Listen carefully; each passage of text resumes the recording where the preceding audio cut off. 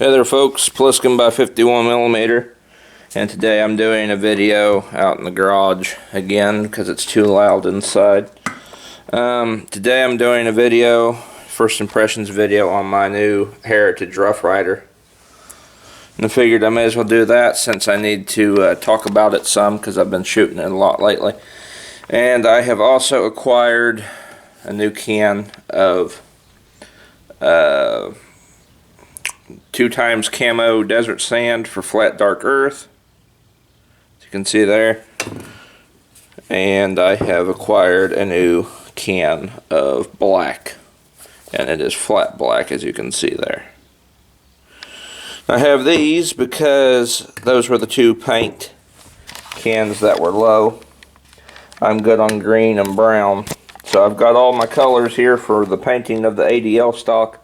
But it's too cold out today. We had a huge thunderstorm come through a few days ago, and it absolutely just like chilled everything. Like it's been cold. It's almost like winter levels of cold. That's why I've got my Austrian M75 on and my hand warmers, and then why I've got the garage door shut too, because it's too cold.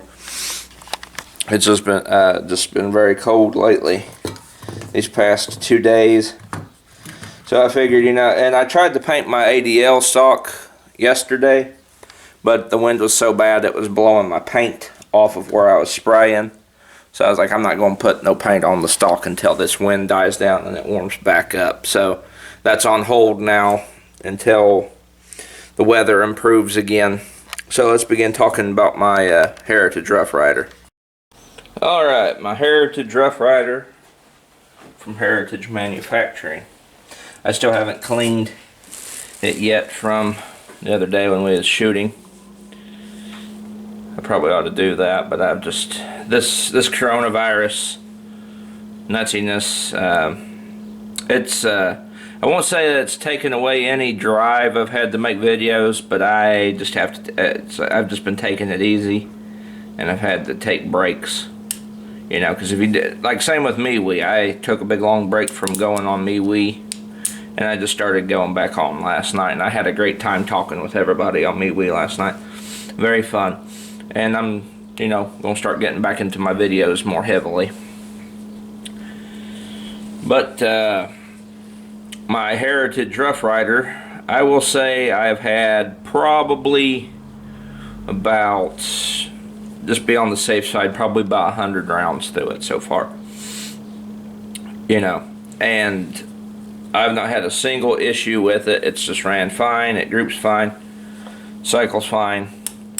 And in my opinion, I think it's a very great firearm for this early in. I mean, I haven't had no issues. Everything in it after 100 rounds is still nice. I know 100 rounds isn't a lot, but I'm just going on, like, giving an update on it this far in, and after I've had it for a year or two, I'll come back and do another update like I'm going to do, or like I did my M1A back in September. And this September I hope to have a full review of my M1A loaded, ready to go by this September. But so far it's ran very good. Haven't had no issues with it. I will say it's a very accurate shooter. I've taken it out to 20 yards. Depending on the ammo you use through it, it's very ammo dependent. Like American Eagle by Federal Ammo, that didn't do too good at 20 yards. But a few times before when I was shooting this, it grouped that stuff pretty good, and it grouped the Winchester 22 Expert really good. It really liked that stuff.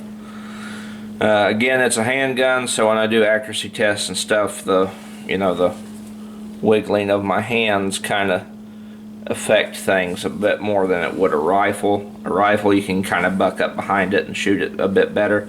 But handguns, I mean, it got a little bit more trimmer. And I did that ammo test coming off of about a month of not being able to get out and shoot, which is detrimental, because if you go a very long time without shooting, you get rusty real quick. But all in all, been a great little firearm. Nothing on it's wore out real bad. I mean, this handgun's had, I mean, when I bought it, it looked like it had been used quite a bit. So, I mean, with me, it's probably had about 100 rounds. I've had about 100 rounds through it myself. But the guy who owned it before me probably put 200, 300 through it.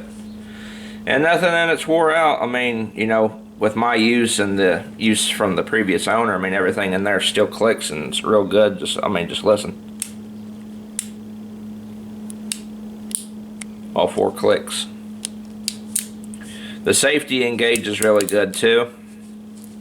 See, there's a safety on the side, and here it's off. The safety engage is real good. And that safety brings a bar up. As you can see here, I'll flip it back off. Flips the bar down right in here, and then flips the bar back up. That's been holding up real good, because see, when you let the hammer down, it keeps it from smacking that firing pin, so the safety hasn't failed. That's all real good. Now, I will say, in comparison to my Smith & Wesson Model 17-3, it's a lot lighter handgun, and I think these are made out of cast metal. I'm not sure, because this feels like a very light handgun in comparison to my Smith. My Smith is older, of course, but it's got a little bit more heft to it. But yeah, 100 rounds in with me owning it, no issues.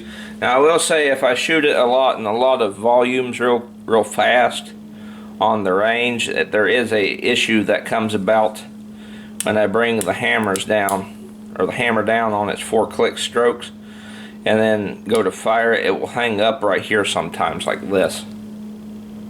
Sometimes, and I think it gets real dirty when it does that.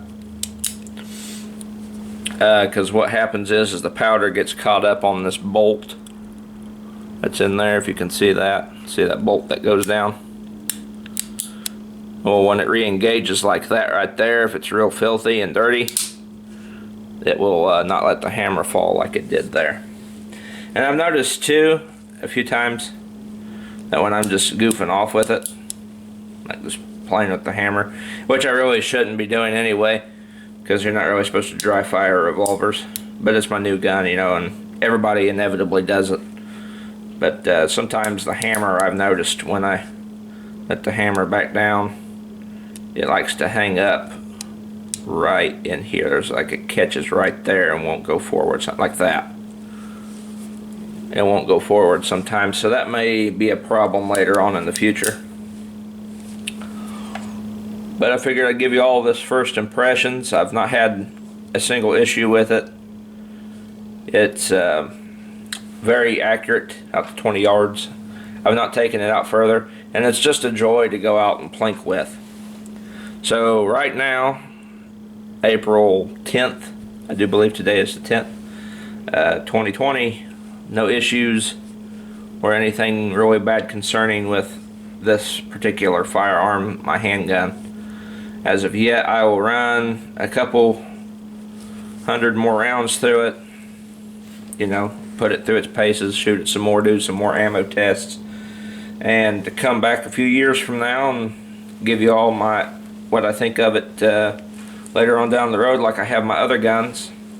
I've done one of these for my AR-15 already too, and I did one for my M1A when I first bought it. I'll link those in the description below and pinned comment below, so you guys can go see what my opinions on those two were after I'd had them for a few months, because I always try to do first impressions a few months after I buy a new firearm, so that way I can kind of have a baseline at like, okay, that's what I thought about it like 3 months after I bought it, and then like I come back 2 or 3 years later and kind of give a more thorough rundown of what's changed or how my opinion of it's changed, something like that.